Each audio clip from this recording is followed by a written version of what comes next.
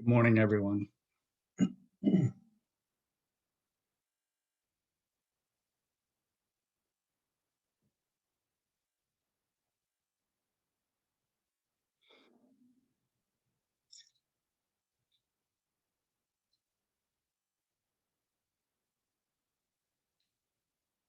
I trust you can all hear me. Um, who knows these days, right? So it's been a rip-roaring beginning to 2021. Um, somebody sent out an email. I don't recall who sent the original one, but it was basically a sort of a what doesn't kill you only makes you stronger. We can get through this together. Motivational kind of email. So we're going to go with that as our theme. It's a little awkward, like just getting back to it because it feels like we've really been out of it for like 3 weeks, with the exception of one day in there. So we'll just get right to it, I guess. Um, I have until I think Saturday, not I, but faculty, as until Saturday to reschedule everything on their syllabus and post it on the official spot. Mine should be fairly easy. I'm just looking at last week as sort of a write-off week. I'm not going to try to make it up or anything like that. We're just pretending it didn't exist, and we're just keeping going with where we were. And then I'll figure out, what we're going to have to kind of compress somewhere later, probably after midterm, to make sure that we're on track. But our course is a little different from, say, your math or your science class or maybe your psych class or something like that, which is dictated by the sequence of the material. So I don't know how your other professors are going to handle the lost time. We'll be fine in this class, and I'm going to cut you some slack just to allow you to, focus on those things that are a little more demanding on your time. I'm not saying essay writing's not demanding on your time. Don't get me wrong. So for right now, though, I just pretended basically that we just moved ahead a week with the due dates. So if you haven't, I'm going to show you all this. If you haven't taken the grammar exam, that would be the thing that you're up for immediately. I left it open until Wednesday just to allow you for other, making arrangements for other things that you might have to make up or whatever.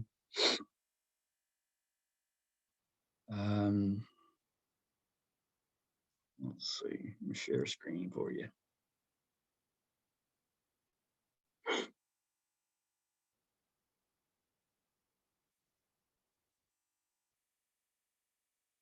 So if you haven't taken let's see real quick. It doesn't tell me. But if you haven't taken the grammar exam, it's right here.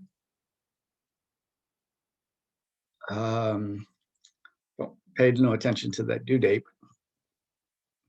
Multiple due dates means that because some of you had already taken it, I had to go in, 4 of you, it tells me right there, had taken it. I had to go in and create a new due date for everyone else, because otherwise it would give everyone else a 0. because that due date had passed. So it should be open till Wednesday, I think 3 p.m. This is the link right here, if you haven't taken it. And remember, you might want to review before you take it, subject verb agreement, just the I want to say the laws, the rules, the he, she, it rule, and then verb forms, the list that I had posted here, and fragments and run-ons. I don't know why this appeared twice. It won't let me get rid of it because some people already did it. It doesn't matter. It's a practice quiz, but must have transferred twice. So that's the grammar quiz. Anybody questions about that? You all see it right here. No.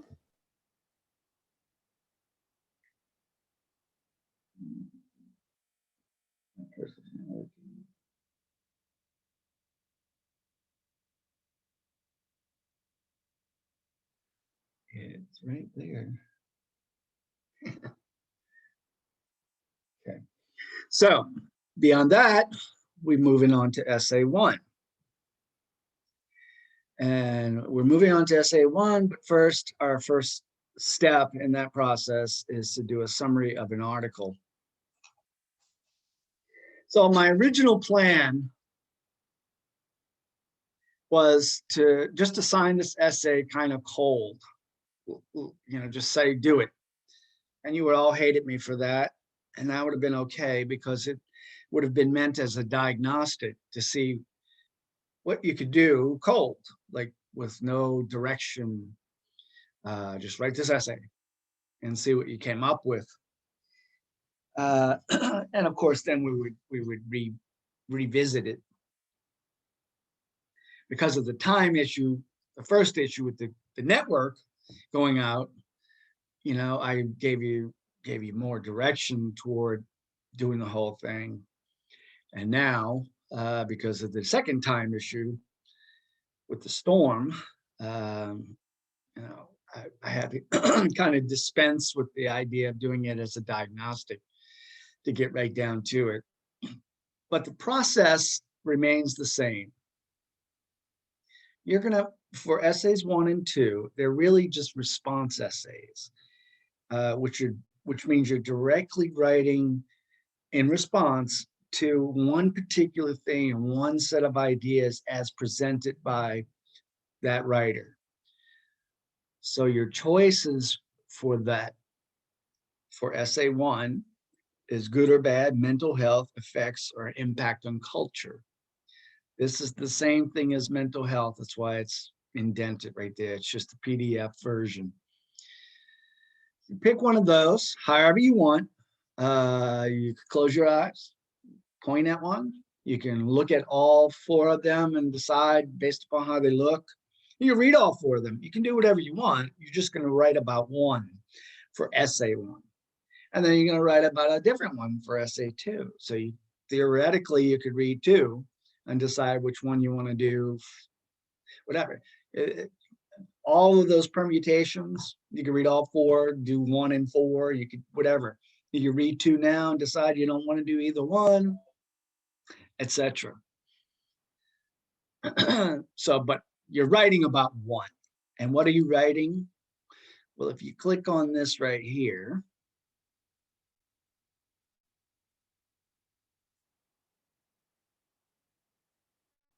select the item that says summary of article.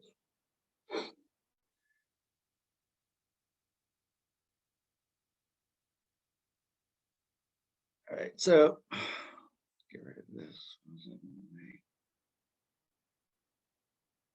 You're going to write a 1 paragraph, about a half a page, 100 words, something like that. Summary of the article you choose, whichever one of those 4, and you'll write that summary directly in a box.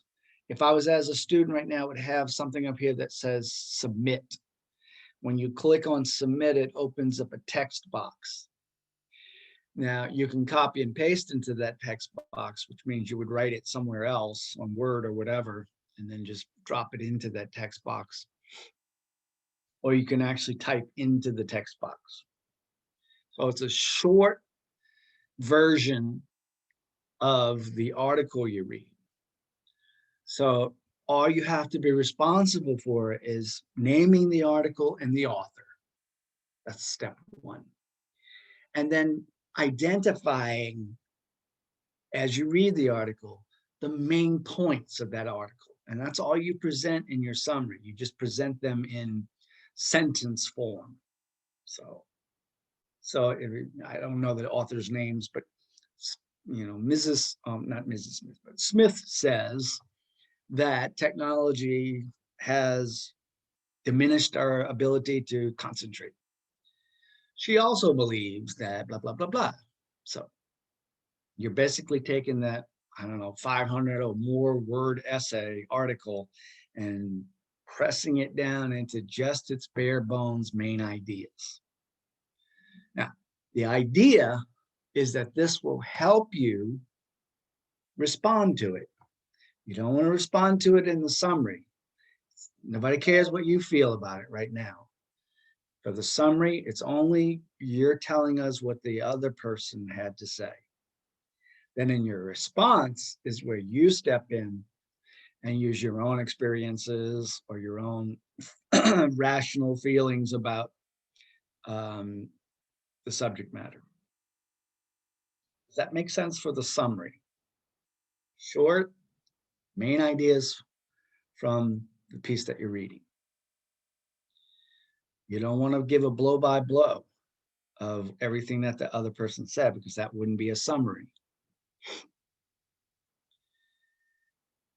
So for the essay, what you want to be thinking about, there's so much to think about. When I show you some stuff from the textbook, you'll see it's everywhere. Technology is everywhere, right? Some form of technology. I'm on technology now. My phone's technology. These speakers are technology. TV's technology. Sure. But technology is everything. Like, this has been around a while, but it's a form of improved technology from, pen and quill. I mean, quill and ink, right? So, what do you call them? Like whatever those trucks are that clear the snow out for people up north. We don't have those. That's a form of technology. Not having that was kind of detrimental to us recently. So for you to think about this subject matter, what you should do is,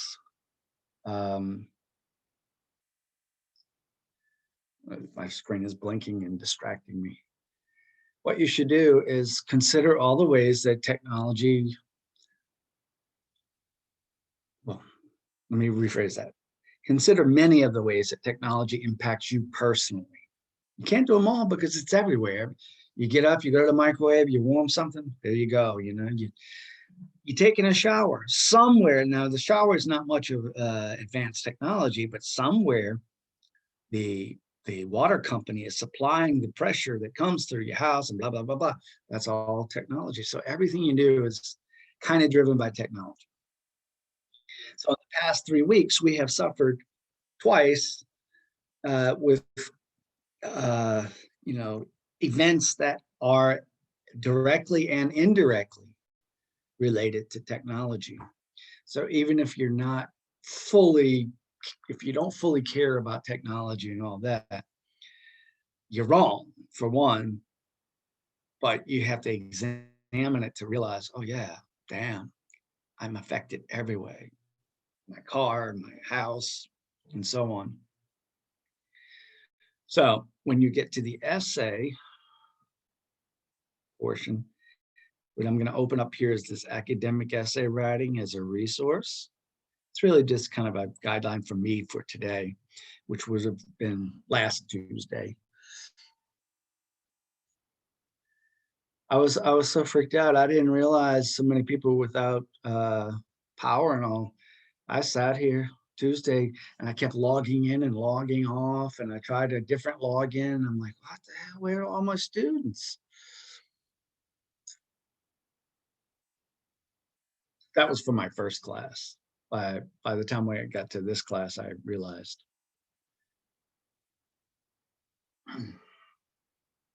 And then I lost electricity Wednesday from like 6 o'clock in the morning to like 10 o'clock that night.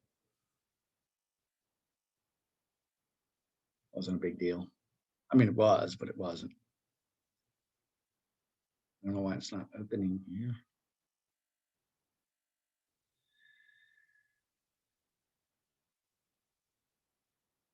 I told my earlier class my one regret about the snow and the storm and all. One regret I have is that I didn't go for a nice long walk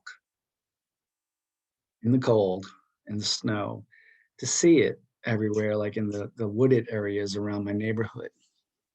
I could see it from my house and it looked great. But by the time I ventured out, it had already started to melt. I don't know why I'm not opening here. Be with me real quick.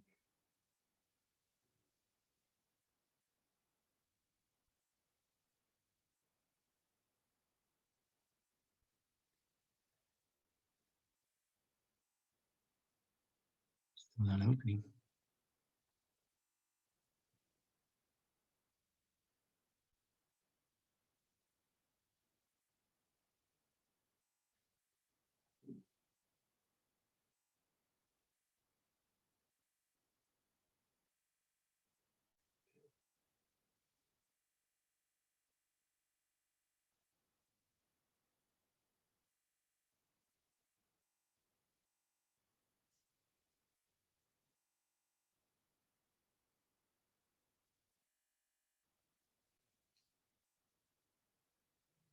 All right, so some of these notes are from our textbook, and some of the links and all are from various other places. There's a PowerPoint on here that is not mine. It comes from a different school, but it's a nice little tidy thing. If you like to see visuals and things in like kind of bulleted form, it's a good little PowerPoint for you to remind you from things. This comes from chapter 17, which is all about what academic writing is and argumentative writing is. It's kind of a repeat of a lot of things from chapter 1, which we've already talked about. So I'm going to point out some highlights, some kind of like bulleted ideas to keep in mind as you decide what you're going to say and also how you're going to go about saying it.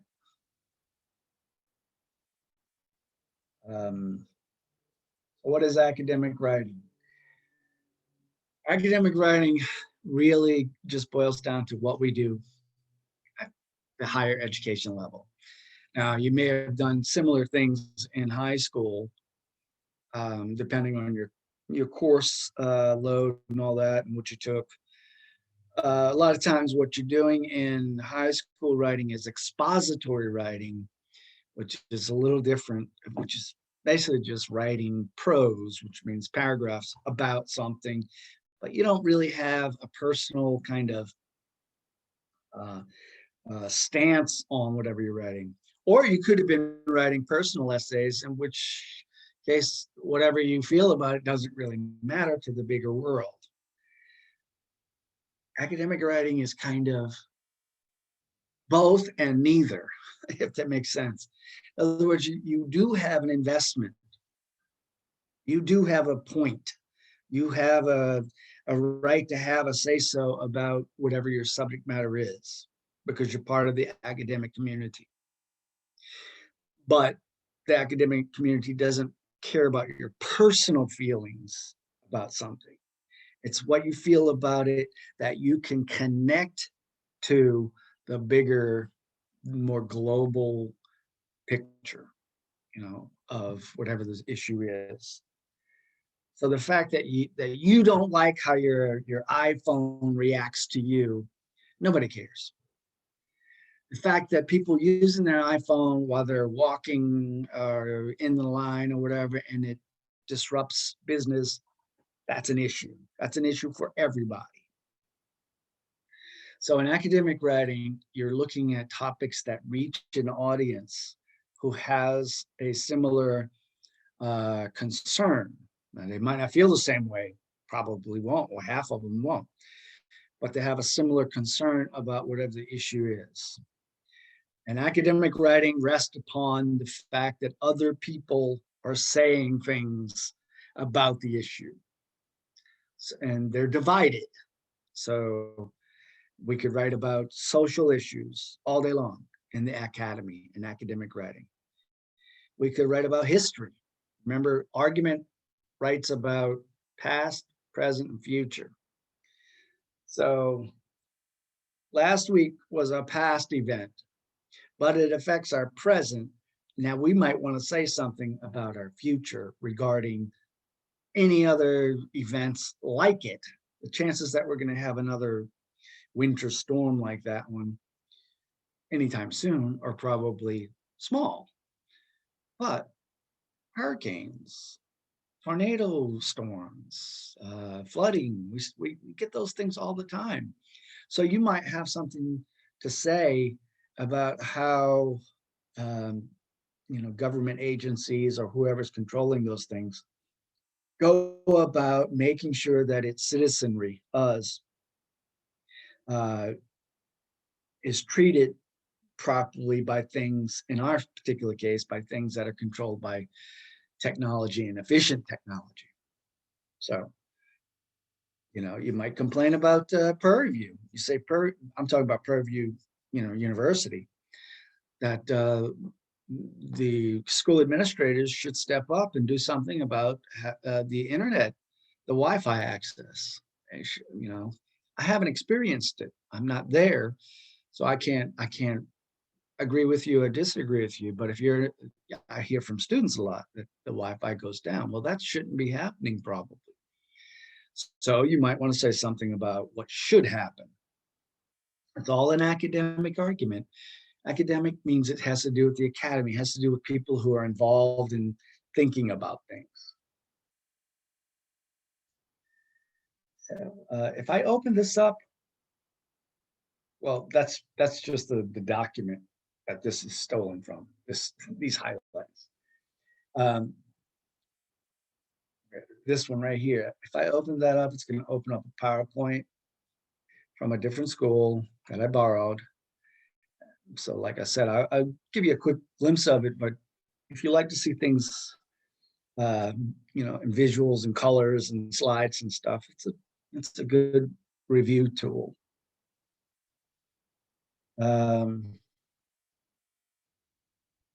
So steps in the process here.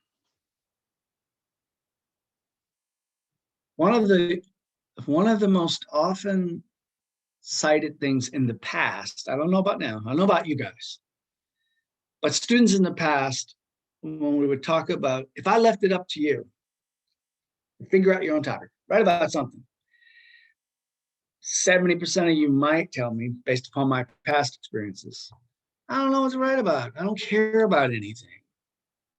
Nothing really is all that big a deal to me. I don't think about all that much. And to that, I would say, well, then write about this. And I don't give a crap whether you care or not. You have to care for the purposes of this assignment. If you never write about this again, it's not my business. As an English teacher, my business is to teach you how to address whatever you're addressing, not what to say, right? But the other side of that is, as young adults who are college students, you kind of have to start caring about some things, whatever they would be. And you have to relate the care that you have to or the care that you do have to those things maybe you don't care about. So maybe you're not an environmental person, but you are all about animals. Well, you got to think about how the two kind of converge, or you don't care about how technology controls us, but you don't like sitting in the dark, do you? Or, you hope that there's never an era in, the defense system, because then we'll have nuclear war. I mean, everything is going to affect you if it goes bad. So that's a long way to say the first thing you have to do here is come up with something to say about your topic. After you've thought about it, excuse me, after you've thought about it, you have to decide write this down if you want to. Number one, what do I feel about this?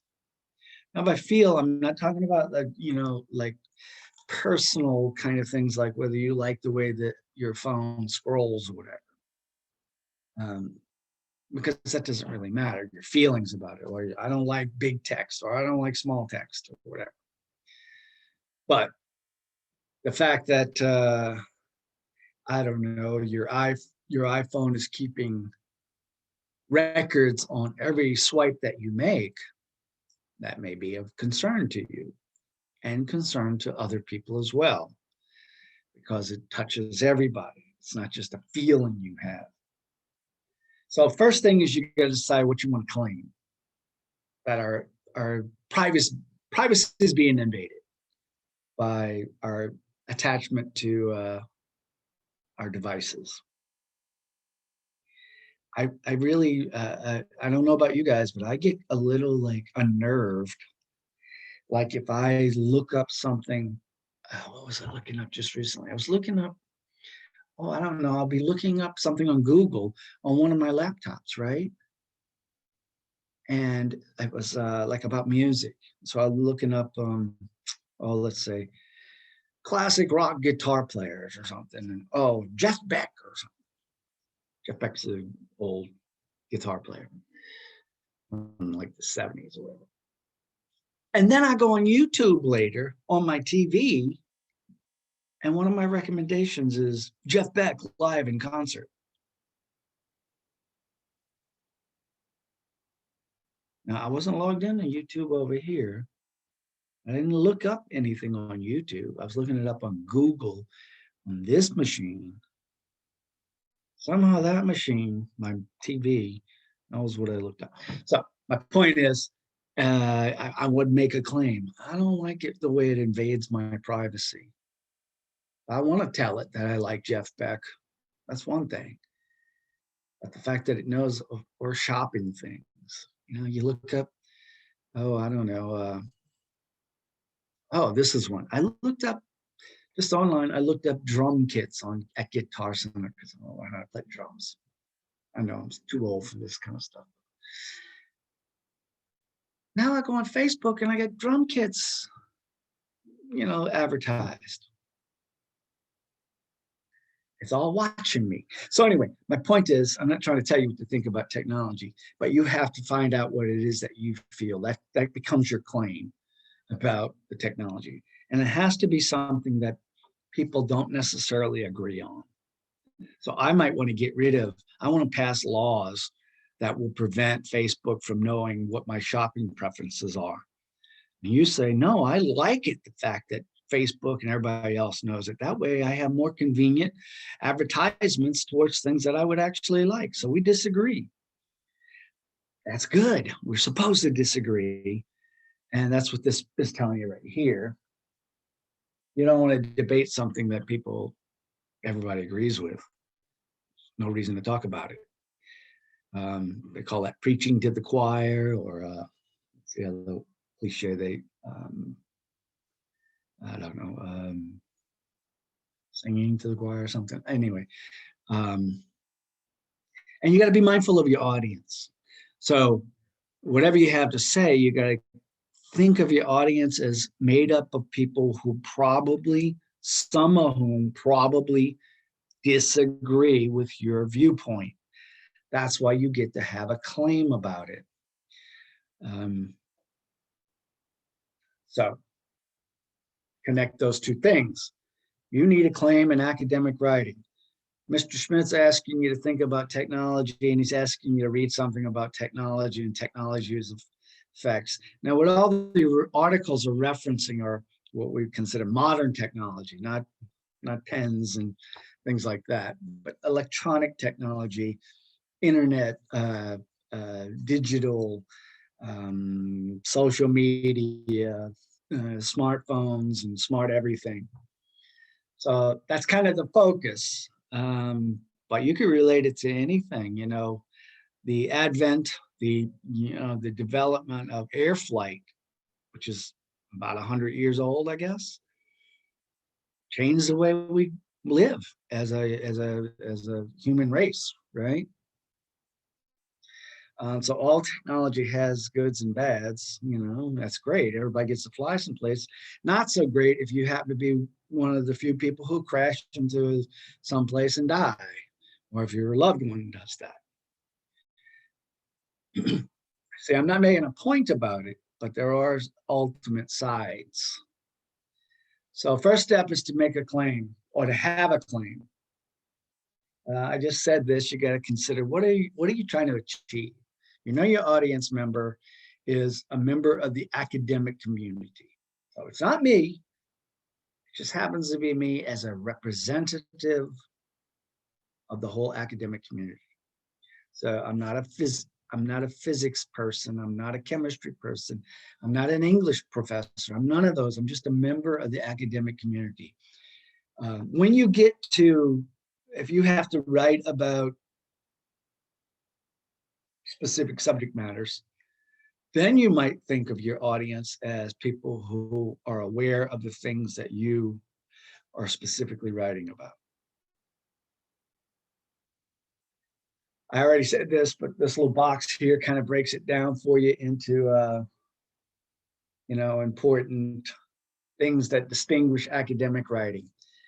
It's research-based. If you look back at our syllabus, it says research-based writing. That means that you go out and you find what other people have said about it, other credible, reliable people, experts, whatever, have said about your particular subject matter. Now, for our writing, our articles, they're probably not academic and they're not going to be considered peer-reviewed. We'll talk about that later, but they're a place for us to start. This is all just telling you basically what I just said. Your style, I've already told you this, and if you look at the PowerPoint that I show you, they give you a sample of the style. In academic writing, you kind of write a little bit dry. You're not trying to wow the world. You're not writing poetry. You're not writing, fancy love lyrics for a song. You're being very straightforward and a little bit just, cut and dry. It follows standard English, standard American English, which is why I start with grammar. And we'll talk about style on Thursday. So, but it does. Academic writing almost always follows some style. Now, there might be professors out there go, write whatever you want, any style you want, I don't care. But they might still want you to write in some style.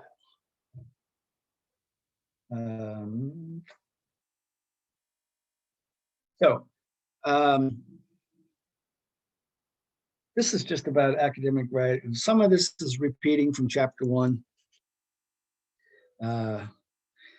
Academic argument is all about topics that are relevant to the academy, which is what we are in, of higher education, things where people research or they study things, in labs or in, kind of institutions or whatever. So, whether one type of carburetor is better than another type of carburetor is not going to be an example of academic discussion. It could be a good argument, but it's not going to be an academic argument. It's not the kind of thing that gets talked about. Um, uh, so uh, whether whether the iPhone, whatever this one is, 11, is better than the Samsung blankety blank, that's not an academic discussion.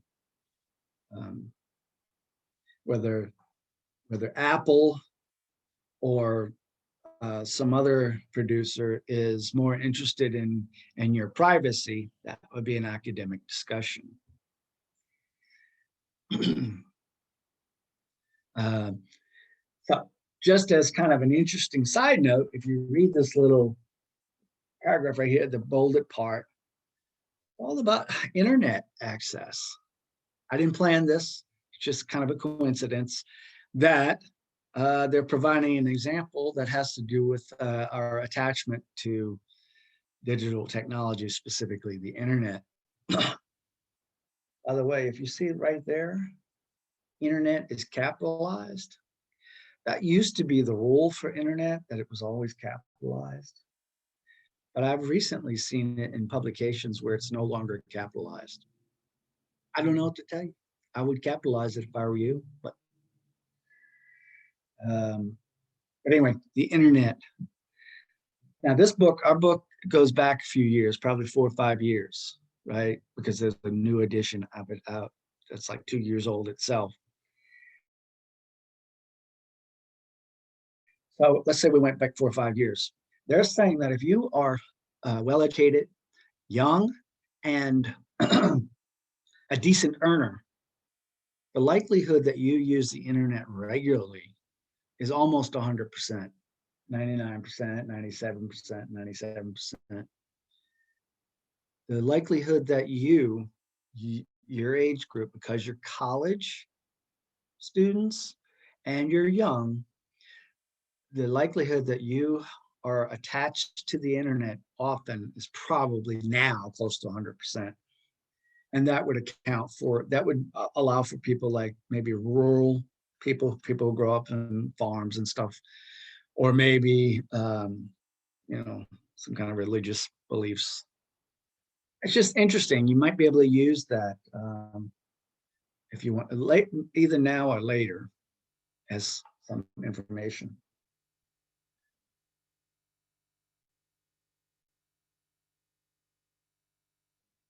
This is what I'm going to end with today. There's a typo right there. Sorry. I'm going to show you that PowerPoint, and then we'll talk about where we're headed.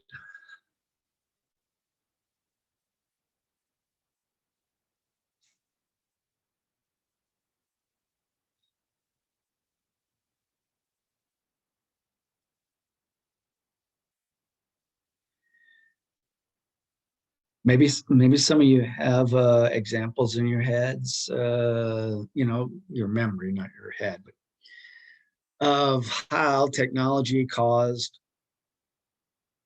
conflict or friction or something. Like, if you have a friend or a boyfriend, mate, girlfriend, whatever, is always being very secretive when they're texting. What would that tell you? Now, we didn't have that before. Well, I grew up with it, but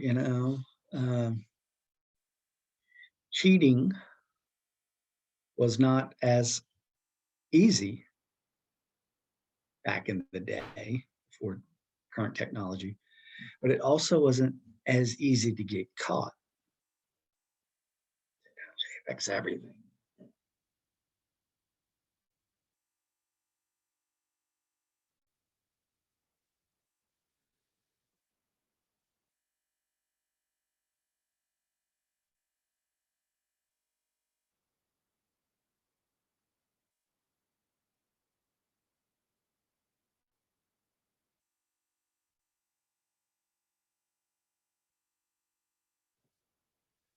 No, more the PowerPoint. Right. So,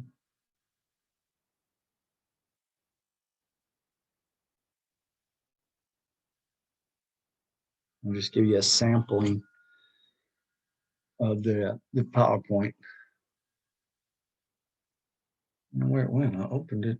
Where it went. So I don't know what DCU is. I give them credit for this. That's just silly. This is just an example, this page right here. And there are a couple of examples on this PowerPoint. Just read it to yourself. If you're not interested in this part right here, this efficacy of mindfulness-based approaches in treating symptoms of depression. If you were interested in depression, this would be an important article for you. If you're not, it's going to read like, the most boring sermon you've ever had to sit through, right? You just can't stay awake. It's kind of how academic writing is. It wants to appeal to a very specific set of people, but, it's not going to appeal to everybody. So that's why it sounds the way it does. So if you read this, it's not going to be fanciful. It's not poetic. It's more informational. It's just stating things. The efficacy of cognitive behavioral therapy. That sounds boring, but not boring if you're interested in psychology or therapy or anything like that.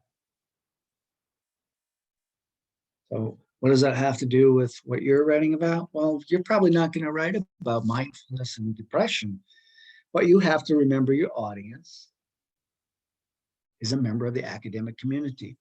We don't really, I don't have a problem with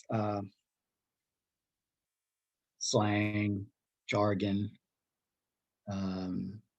sort of hip, vernacular of the streets or whatever. It's fun. It serves a function.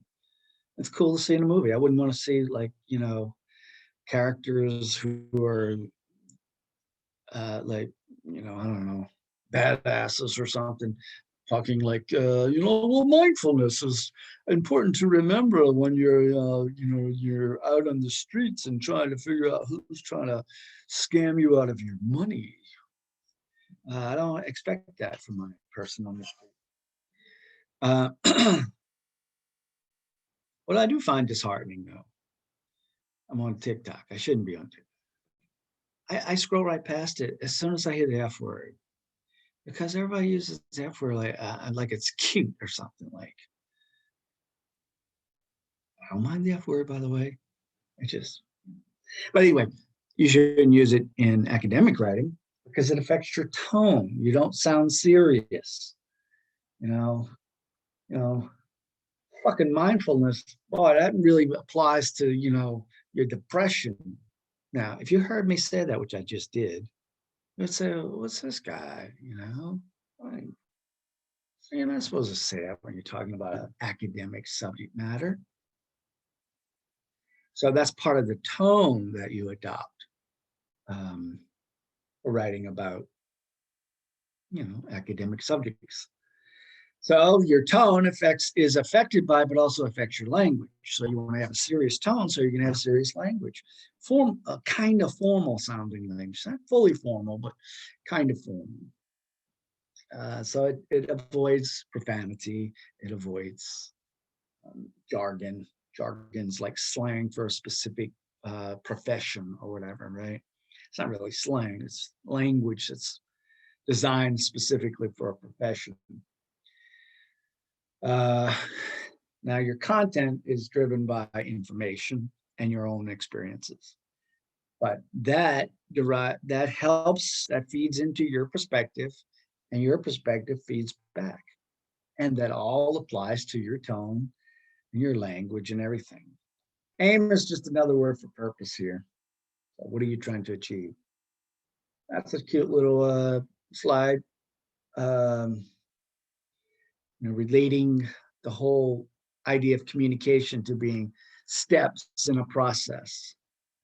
So I'm going to present that to you a little differently. So I'm going to skip there, but it's there for you. I talk about the 5 C's. If I had the 5 C's present for you right now, coherence, conciseness, correctness, clarity, courtesy. Those are all based upon these things that are being displayed here. They don't use the 5 Cs, but we want you to have good content.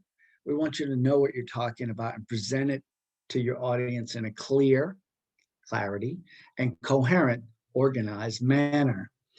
We want it to be comprehensive, which is not one of the C's, but that means you have good proof, or at least solid proof for what you're saying. And we want you to use good, style. That's part of the courtesy and everything, to tone as well as grammar. Skipping over that. Look at topic sentence for a second, and then we'll go back and we'll look at paragraphs. Typically, I wouldn't slow down on this, but you know what I get a lot of? I get a lot of students who write 1-paragraph essays. Doesn't exist. An essay, by definition, is a series of paragraphs that develop some central idea. Shouldn't tell you that yet because we're not really talking about it, but that should be reviewed to you. It's multiple paragraphs, 5 or more usually for our purposes, 5 or more, that develop one idea in multiple parts. The parts are presented in your body paragraphs. Paragraph is something that has one piece of chunk of information that it's presenting to your audience, your reader, at a time. So in academic writing, you might break your paragraphs, your body paragraphs, down to the points you want to make. So as you're thinking about responding to an essay or the article, think about whether that article makes a series of points, and you might be able to write your response essay by responding directly to those points, paragraph by paragraph. I'm not sure, you don't have to do it that way. It's just a possibility. But paragraphing is an essential part of writing prose or writing academic writing. This down here says that every paragraph, a topic sentence means it's like a thesis statement for a paragraph, that every paragraph should have one central idea. It's not just about a bunch of stuff. So if I ever have to write on your paper, this is very confusing.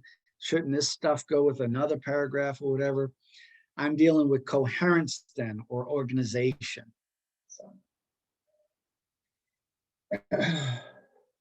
So I'm not going to go through the whole slide presentation.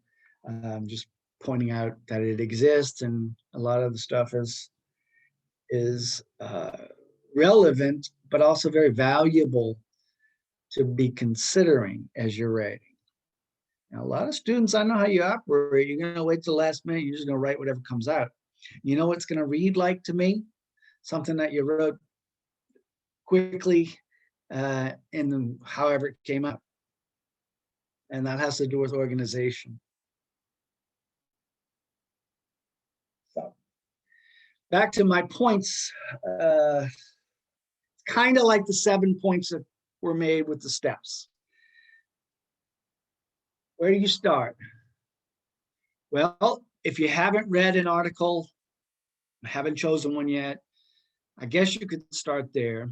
Or you could start by thinking about, that Schmidt has decided that technology is going to be our focus. We're going to talk about technology.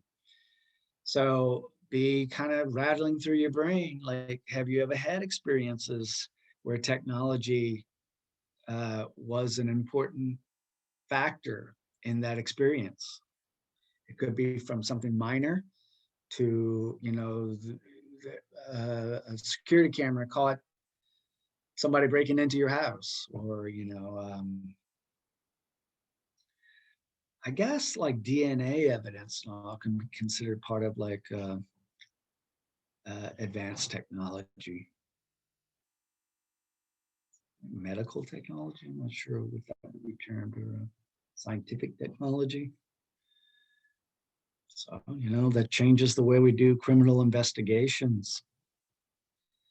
Watch all those crime shows, and a lot of them, they'll say like, You know, it's like 25 years later, and they were able to solve a murder because now DNA can prove that somebody was the person, or it can get somebody out of prison who was wrongly convicted.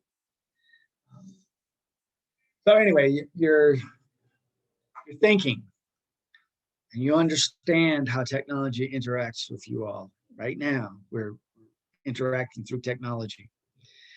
Think about it personally and how your personal feelings and experiences relate to a bigger kind of situation. And then you're going to decide, well, what do you want to say about it?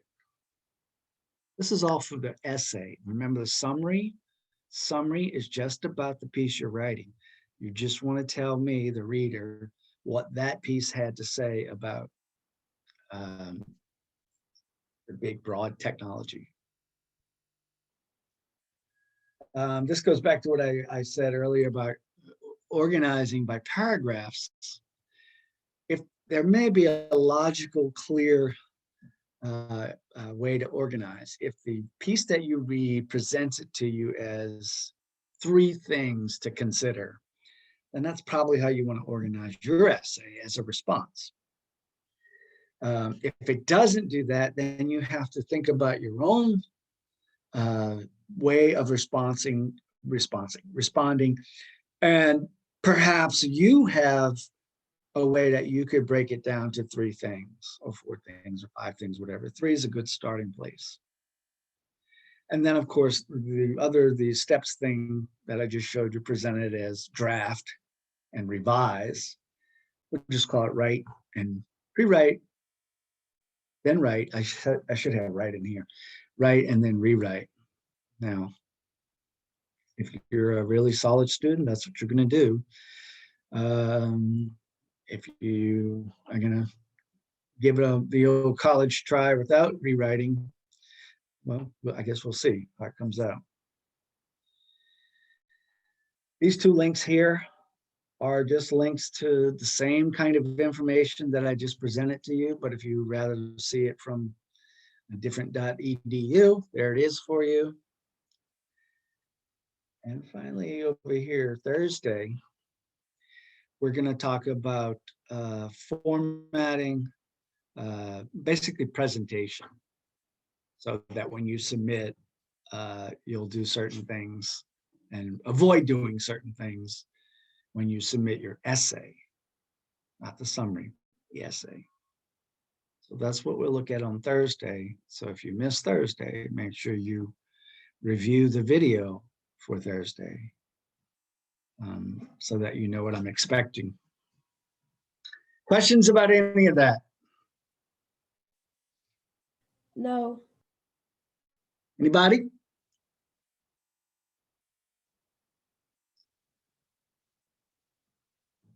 Speak now, forever be frozen.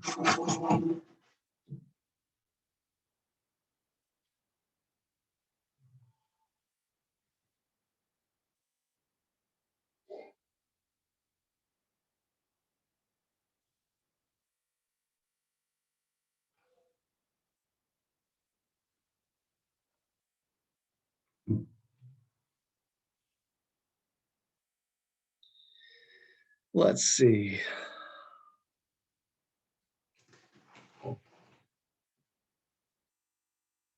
That's dogs trying to get in the room. Get up and smack him in the head.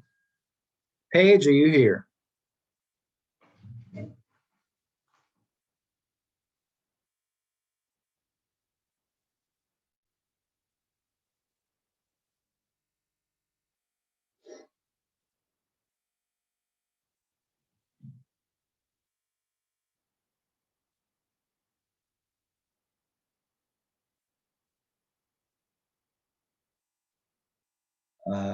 Rania? Rania? Or Renaya? No, Renaya? Rania?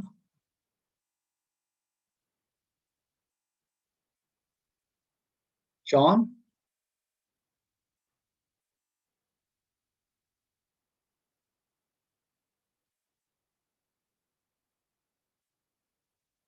Rajan?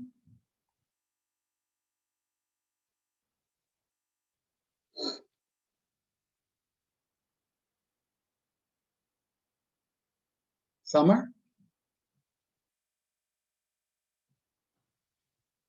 Calling the names of those who I don't see on screen. Destiny?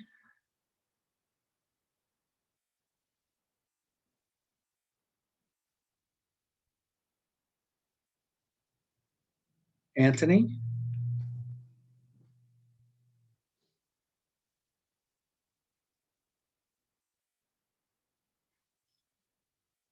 Gianna? Oh, I see you. William.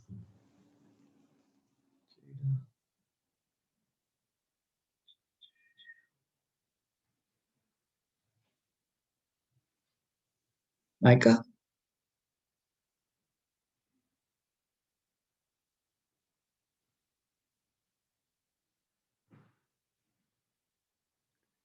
Micah Silman?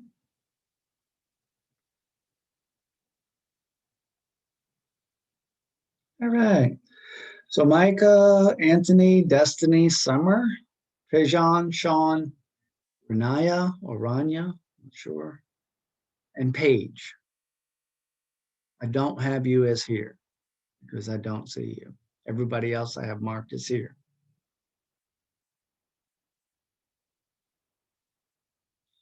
Will that be all? That's it. Just don't forget your grammar quiz if you haven't taken it. And on Thursday, we'll talk about submission of your essay style and stuff like that. Okay, thank you. Bye. Thank you. Thank you.